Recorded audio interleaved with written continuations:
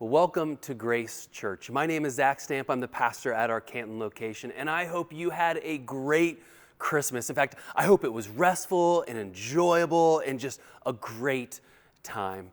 And on top of that, I'm glad that you've decided to join us today, because today is a very unique day. It is the final day of 2023, which means that 99.8% of 2023 is already behind us. Like it's gone, it's in the past. We're never getting it back. But 2024 is not quite here yet. In other words, we're no longer where we were, but we're not yet where we are going. We are in the land in between. Now, when I think of the land in between, I immediately think of two classic Bible stories. First being that of the story of Exodus, right? The Hebrew people had been delivered from the oppression of Egypt, but yet they weren't yet in the promised land. They were in the land in between, where they were and where they were going. Second story that makes me think of the land in between is the story of Abraham, right? In Genesis 12, God gives Abraham the promise that he's going to be a great nation and that through him, all nations will be blessed. And this promise would be fulfilled through an heir, through a child, through a son. Well, the problem for Abraham and his wife Sarah is that they were battling infertility. They couldn't have children. And like Israel, they were in the land in between a promise and its fulfillment. In fact, interestingly enough, they were there for 25 years. For all you math geeks out there, that's over 9,000 days that they were stuck in the land in between with open hands and yet an empty womb. So think about that. They carried the promise of the past in present silence. And for many of us today, we can relate to that. Right? Because for some of us, we've heard the call of God to be a part of effectuating change and to impact society for the better. So we pursue a degree and then we graduate and we're ready to play our part, but we're waiting for the opportunity to present itself. We're in the land in between. For others of us, we've maybe experienced loss and we find ourselves stuck in the land between pain and healing. Still, for others of us, maybe we're trying to raise a family or grow a ministry, or maybe we're pursuing a calling. And we're no longer where we were, but we're not yet where we are going. We are in the land in between. And let's face it, man, the land in between is saturated with a myriad of emotions, right? Ranging from things like excitement to terror, or joy and struggle, or even celebration and confusion. And for many of us today, we know exactly what I'm talking about, because that's exactly where we're at. Like Abraham and Israel, we find ourselves waiting in the land in between. And if you're anything like me and the rest of humanity, man, waiting is extremely difficult. But here's the thing, waiting was a part of God's plan for Abraham and for Israel. And whether we like it or not, whether we want it or not, waiting is a part of God's plan for us as well. So whether we're waiting for that job offer or the engagement ring or answers to impossible questions or even the arrival of 2024, the question we must ask is not if we must wait, but rather how do we wait? How do we hold on to the promises of the past with an eager expectation of future fulfillment, even in the midst of present silence? Well, that's what I want to talk about today.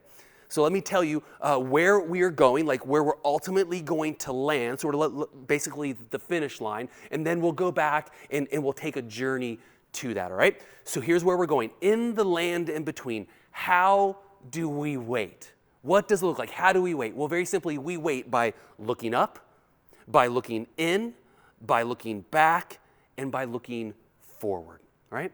So let's begin with looking up. When King David was a young boy, I don't know, maybe 12 to 15 years old, God made it known through the prophet Samuel that David would become the next king of Israel, right? That he was God's anointed. Yet it took over 15 years for that to become a reality.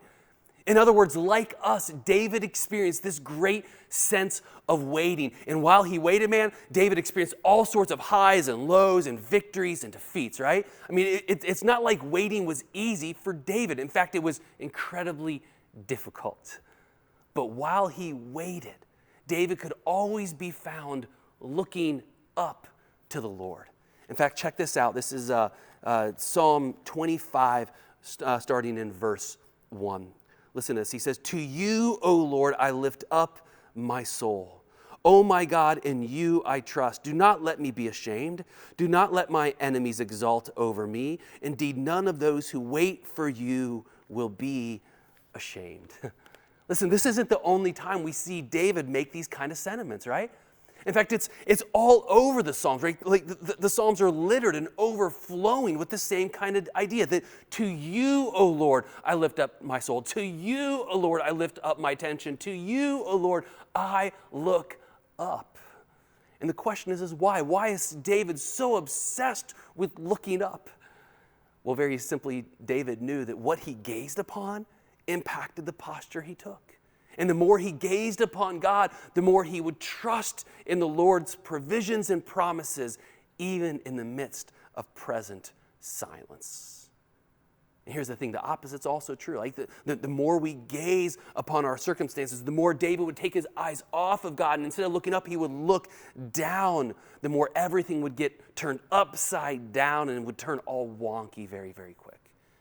Listen, the hardships of life can be extremely disorienting, right? Like they have a way of taking promises and truth and shaking them up to such a point where we don't know what's up versus down, right? It disorients us. Well, David's life was a living testimony of this, right? Which is why he spent so much time looking up. Why? Because looking up orients our attention and our affections upon the truth and the promises of God. So here's the thing, while we wait in the land in between, it is imperative that we learn to look up, to look upon the Lord. So at this point, I want to do something maybe a little bit different. In just a moment, I want you to pause this video and I want you to take some time to practically look up. And to do this, I want you just to, close your eyes. Imagine the grandeur, the splendor, the greatness of God, and acknowledge Him in adoration and worship. And then once you're done, you can just simply push play back on the video and we'll continue on. So go ahead, take the next few minutes and gaze upon the glory of God's greatness as we look up and look upon Him.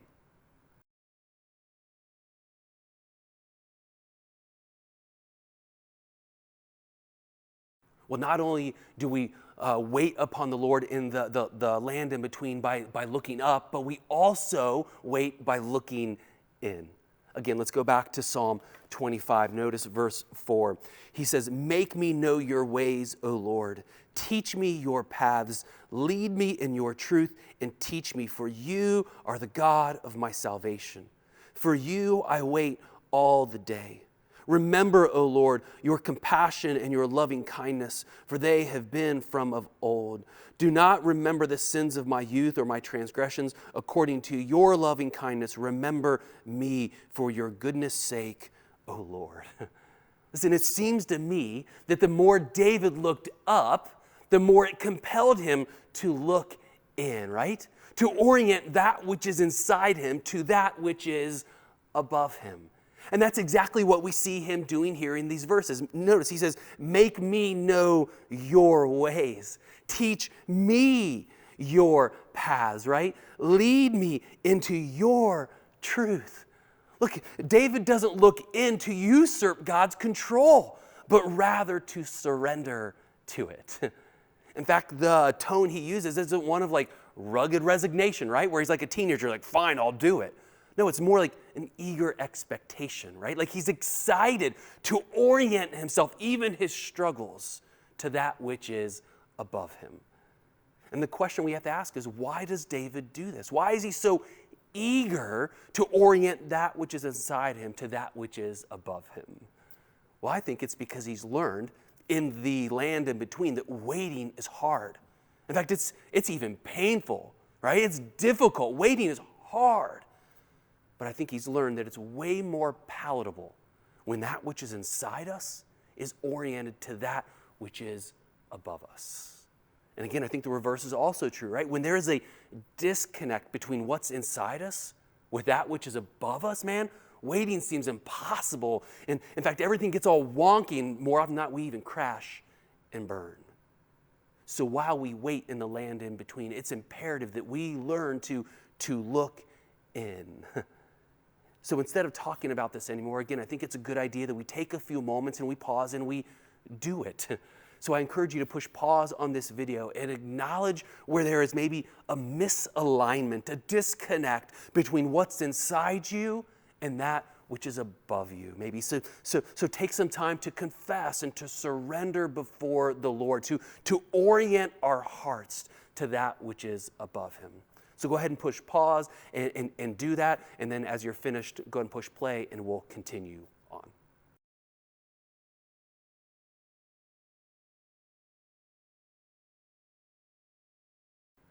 So learning to wait upon the Lord in the land in between involves looking up, involves looking in, but it also involves looking back. See, when the Hebrew people were finally on the banks of the Promised Land, I'm talking after 40 years in the land in between, right? They finally come to the banks of the Promised Land, like they can see it, and there's only one thing in their way. It's the Jordan River at flood stage, right? And if you don't know that story, you can go back and read this story. But Joshua leads his people in Joshua chapter 1 through 4 through the Jordan River in flood stage. And as he gets to the other side, God instructs him and his people to go back into the water and to collect 12 stones from that river and to construct an altar. So check this out. Check out what he says here in Joshua chapter 4, beginning in verse 6. He says, "Let this be a sign among you, so that when your children ask later, saying, 'What do these stones mean to you?' then you shall say to them, 'Because the waters of the Jordan were cut off before the ark of the covenant of the Lord. When it crossed the Jordan, the waters of the Jordan were cut off. So these stones shall become a memorial to the sons of Israel forever.'" In other words, they built an altar of remembrance, a memorial to what God has done, so that in the years ahead, when things are great or when things are horrible, they will remember the mighty works of God. And the question we have to ask is why? Like, why does God tell and instruct Israel to do this? Well, I think if you know anything about Israel history, you know they easily forget, right? Because let's face it, it's so easy for Israel to get so focused on the moment, on the circumstance, on the good or the bad, that they lose sight of the extraordinary work of God. So I believe God tells his people, he tells Israel to look back because it reminds them of his faithfulness. It reminds them of his provision. And I'm not sure about you, but that's extremely convicting to me. Because it is so easy for me to focus upon where I am not, that I forget where I've been, and more importantly, who's been with me. And listen, when that happens, man, waiting is not only difficult, it feels impossible. So hear me on this. While we wait in the land in between, it's important that we take some time to look back. So once again, in just a moment, I want to encourage you to push pause on this video and take some time to look back upon 2023 and God's faithfulness. Maybe if you're watching this with somebody else, maybe you guys can sort of look back together and celebrate God's faithfulness. If you're watching this by yourself, that's okay. I encourage you maybe to pull out a piece of paper or your device and write down some ways in which you've seen God's faithfulness throughout this past year. All right? So go ahead and take a moment and push pause and let's look back and let's remember God's faithfulness. And when you're finished, push play and we'll continue.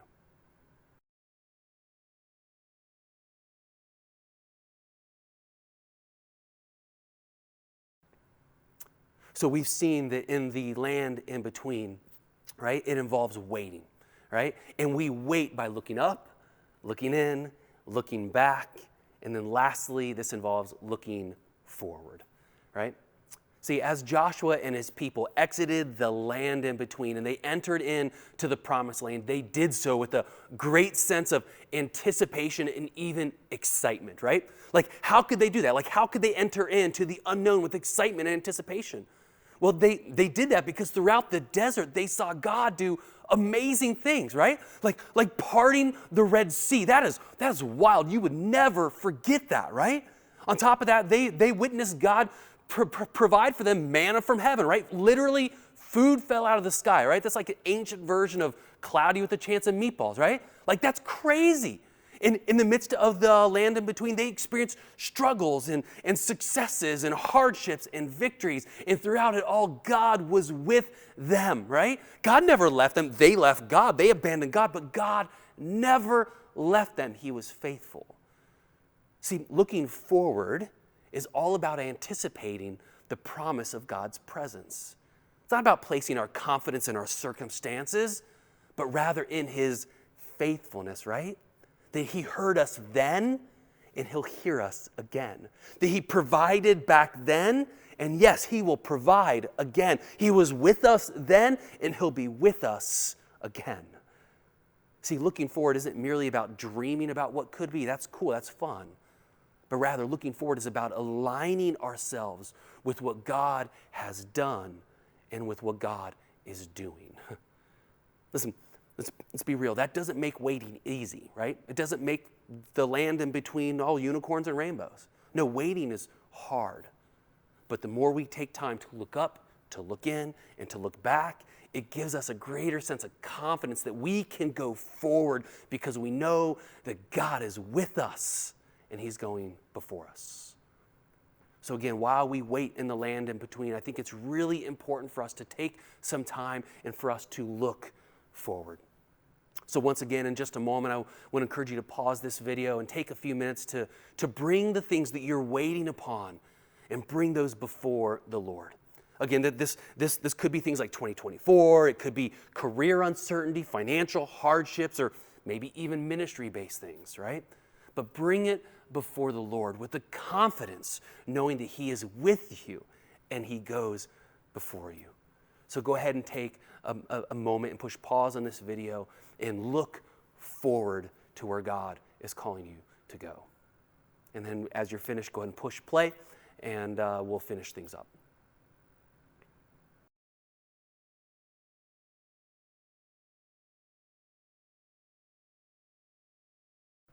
So when we are in the land in between, right, where we're no longer where we were and we're not yet where we are going, listen to me, we can wait, right? We can wait, not because it's easy, not because it's fun, right? But because we have confidence that the same God who was with us then is with us now. That the same God who provided then is providing now. That the same God who was faithful then will be faithful now. So we can wait in the land in between by looking up, looking in, looking back, and looking forward. Would you pray with me? Heavenly Father, as a people, we hate uncertainty. We hate waiting. We hate relinquishing control. And as we enter into a new year, we will have new dreams and old dreams. We will face both old fears and new fears. And if we're honest, we have healthy and unhealthy expectations. Father, teach us to be a people who regularly practice looking up, regularly practice looking in, looking back, and then looking forward. God, align our hearts, our minds, and our expectations with yours. Teach us to trust you, to turn to you, and ultimately to follow you. And we ask all of this in the name of Jesus. Amen.